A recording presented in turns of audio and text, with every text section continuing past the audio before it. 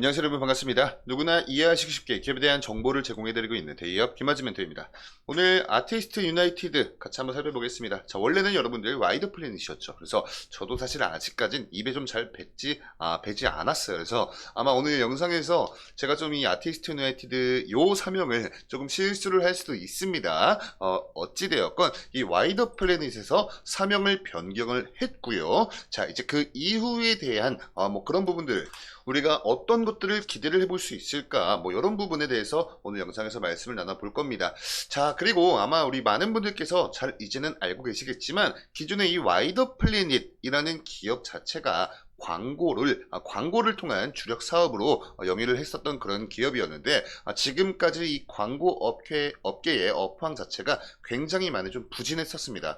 그래서 뭐 사실 이 와이더 플래닛 시절 때 이 와이더 플래닛뿐만 아니라 다른 이 광고 관련된 사업을 하고 있는 다양한 종목들도 좀 이 실적 같은 측면에서 굉장히 좀 좋지 못한 그런 퍼포먼스를 보여주었거든요. 자, 그리고 오늘 영상에서 제가 또 새롭게 설명을 드릴 수 있는 부분이 뭐냐면, 바로 이 새로운 신사업으로 매출처를 다변화하기 위한 노력들을 지금 현재 하고 있다는 부분입니다. 그래서 어찌되었건 가장 최근에 발표했던 24년도 1분기 분기보고서에 나와 있는 실적을 보시면 그다지 좀 좋지는 못했는데, 어찌되었건 새로운 신사업으로 매출처를 다변화하기 위한 노력을 하고 있기 때문에 부진했던 부분과도 더불어서 우리가 좀 기대를 해볼 수 있는 이런 부분들 오늘 영상에서 하나하나 말씀 나눠보는 시간 가져보도록 하겠습니다. 자, 우선은 이렇게 기존의 와이더 플래닛에서 아티스트 유나이티드로 이렇게 변경 상장이 되었습니다. 4월 25일자로 변경 상장이 되었고요. 자, 그래도 기존의 이 와이더 플래닛이었을 때 이 최대 주주 요 명부 자체는 뭐 변함이 없습니다.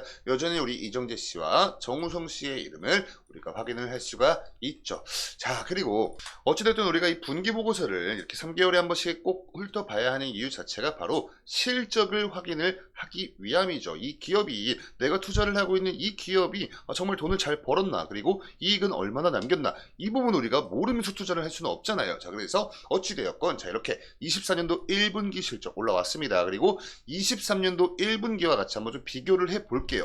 우선 매출액 같은 경우 먼저 한번 좀 살펴보시면, 23년도 1분기 땐 그래도 한 58억 정도 기록을 했어요. 근데 24년도 1분기 때 40억이 안 됐죠. 39억 6,500만원 매출액을 기록을 했고, 이 매출 원가를 뺀 다음에 이제 남는 매출 총이익 부분을 보시면 22억 정도 이렇게 기록을 했습니다. 근데 여러분 너무 보시면요, 이 매출액 같은 경우에 좀 굉장히 좀 많은 폭의, 큰 폭의 어느 정도 좀 변화가 있었어요. 58억 정도에서 40억이 안 되는 이렇게 매출을 기록을 하면서 많은 차이를 보여줬었는데, 우리가 좀 주목해야 되는 건 뭐냐면요, 이 매출 원가 부분입니다. 이 매출 원가 부분에서의 상당히 많은 양의 또 감소하는 모습을 보여주었기 때문에 결국에 이 매출 총이익 부분에서는 그렇게 큰 차이는 없었다, 이렇게 좀 말씀을 드릴 수가 있겠고, 그렇지만 여전히 이 높은 판관비죠. 판관비는 관리가 좀 되지 못하는 모습을 보여주었기 때문에 결국에 이 매출 총이익에서 이 판관비를 뺐을 때 나온 이 결과값 자체가 영업이익인데, 결국에 24년도 1분기 영업이익은 여러분 9억 6,800만원 정도 적자가 나왔습니다. 그리고 이런 부분들이 또 우리 이 당기순이익에도 좋지 못한 영향을 가져오면서 당기순이익도 결국에 한 20억 원가량 이렇게 적자를 발생이 되었다, 이렇게 보시면 좋을 것 같고요. 이 다양한 제품들 중에서 이번에 이렇게 이 매출을 차지하는 비중이죠. 비중을 놓고 보시면 일단은 이렇게 이 광고 부분, 모바일 광고, PC 광고 부분 보시면요, 여러분들 원래는 뭐 66%, 72%, 69% 이랬어요. 근데 요번에 이 모바일 광고 부분이 매출 비중이 47%로 좀 많이 급감하는 모습 보여줘죠. 그리고 이 PC도 뭐 흐름이 비슷합니다. 34%, 28%, 31%, 35%였다가 25% 정도 이렇게 매출을 발생시키면서 결과론적으로는 이 광고 쪽, 이쪽 장사가 좀 잘 되지 못했다, 이렇게 볼 수가 있겠죠. 이러한 이유는 여러분들, 일단은 제가 좀 큼직한 것만 짚어서 설명드리면 물가가 계속해서 오르고 있죠. 자, 그렇기 때문에 이로 인한 영향으로 이 돈을 써야 되는 이 소비자들의 소비력 자체가 굉장히 많이 좀 위축이 되고 있었어요. 그래서 뭐 결과론적으로 뭐 금리가 올라가기도 하고 뭐 이런 좀 이 파생이 되는 그런 결과들도 있었지만, 사실 가장 중요한 건 이 물가와 소비력입니다. 자, 우리 여러분들이 만약에 광고를 만들어서 돈을 주고 이 광고를 송출을 하는 광고주라고 한번 생각을 해보시면 쉬울 것 같아요. 사람들이 이 소비력이 올라와 있을 때 광고를 하고 싶겠죠. 그쵸? 자, 근데 이렇게 말씀드린 것처럼 소비력이 죽어 있는 상태였기 때문에 광고주들이, 이 쩐주들이 지갑을 열지 않았다는 거예요. 자, 그런 부분들이 우리 와이더 플래닛이었을 때의 이 광고 매출 이쪽에서 굉장히 좀 좋지 못한 영향을 끼치게 된 그런 이유였다. 이 부분은 뭐 비단 우리 뭐 아티스트 유나이티드 뿐만 아니라 와이더 플래닛 뿐만 아니라 다른 이 광고 사업을 하고 있는 다양한 종목들에 거의 전반적으로 이렇게 영향을 끼쳤던 그런 일입니다. 자, 그리고 이렇게 이 와이더 플래닛 아티스트 유나이티드의 관계 회사죠. 얘네도 뭐 결국에는 뭐 광고 뭐 비슷한 일을 하고 있는 그런 기업입니다. 이 빅데이터를 좀 분석을 해가지고 이런 것들이 광고에 좀 어떻게 이렇게 좀 활용을 할 수 있을까? 아무튼 뭐 그런 회사인데 이 아티스트 유나이티드 종속 회사의 이 전기 말이 여러분들 23년도 말이라고 보시면 되고요. 당분기가 24년도 1분기 이렇게 놓고 비교를 하시면 돼요. 우리가 비교할 건 뭐냐면요. 바로 여기 있는 매출액입니다. 자, 23년도 연간 매출액이 요 정도였는데 24년도 1분기 매출액이 요 정도 나왔대요. 그러면 1년의 분기는 4번이 있으니까 24년도 1분기 요 매출 곱하기 4를 해봤을 때 대충 어느 정도의 매출을 우리가 한 해 동안 기대를 할 수 있을까, 이런 어느 정도의 기대값을 우리가 좀 산출을 할 수가 있는데, 그냥 여러분 단순 산수만 놓고 봤을 때 47, 28이잖아요. 그러니까 46, 28. 그러니까 너무나 우리 아티스트 유나이티드의 이 종속 기업 또한 사업이 좀 잘 안 됐다, 이렇게 말씀을 드릴 수 있을 것 같아요. 자, 근데 그래도 우리가 기대를 해볼 수 있는 모멘텀 또한 여전히 있습니다. 요번에 이렇게 이 와이더 플래닛에서 아티스트 유나이티드로 사명을 변경을 하면서 여러분들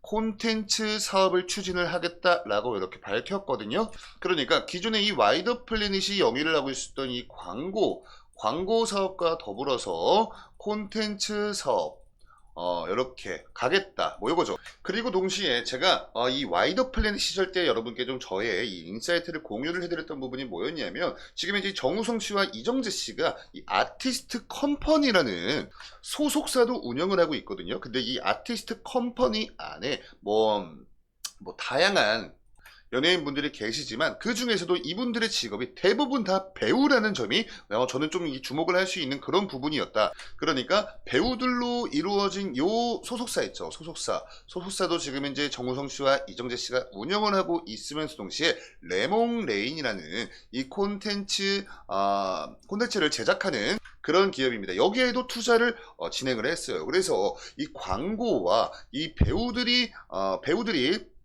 주로 소속이 되어 있는 요 소속사와 더불어서 어떠한 이 제작사까지에도 투자를 진행한 것으로 좀 미뤄 보았을 때, 우리가 이런 부분에서 이제 시너지들을 좀 기대를 해볼 수 있지 않을까, 이런 부분을 제가 좀 소개를 드렸었죠.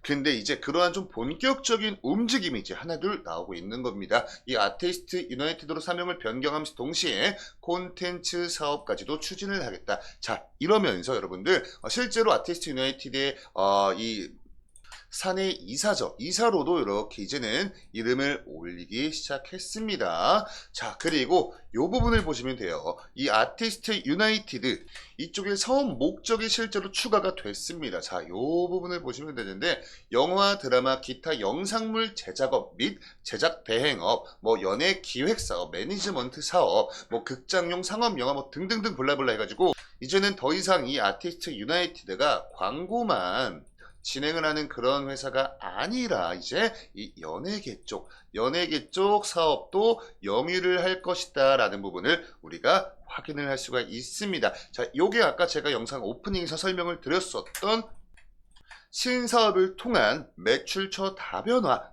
요 부분을 이렇게 제가 좀 설명을 드릴 수가 있을 것 같아요. 자, 그래서 이렇게 좀 차트로 넘어와서 같이 한번 좀 보시면요, 그동안 이정재 씨가 투자를 했다라는 소식 속에서 엄청나게, 그때 당시 때 7번 연속이었죠. 7연상을 기록을 하고 나서 너무나 다행히도 상승분 다 반납하지 않고 조금의 조정은 나오긴 했지만, 그래도 뭐 지금 뭐 무언가 어떠한 재료를 기다리는 흐름처럼 이 박스권 횡보 행보들을 이어가지고 있다가 이 박스권 레벨 자체가 이렇게 한 단계 좀 소폭 하락했었거든요. 근데 너무나 다행인 건 여러분들 요즘 가장 최근에 이 주가 흐름을 또 보니까 요 구간에서 이 박스권 하단 부분에서 지지를 받아주면서 뭐 정말 미약하게나마 점진적으로 좀 상승을 해주고 있는 추세이다. 그래서 결국에는 이 박스권 지금 현재 상단 부근쯤에 고개를 빼꼼 내밀어주고 있어요.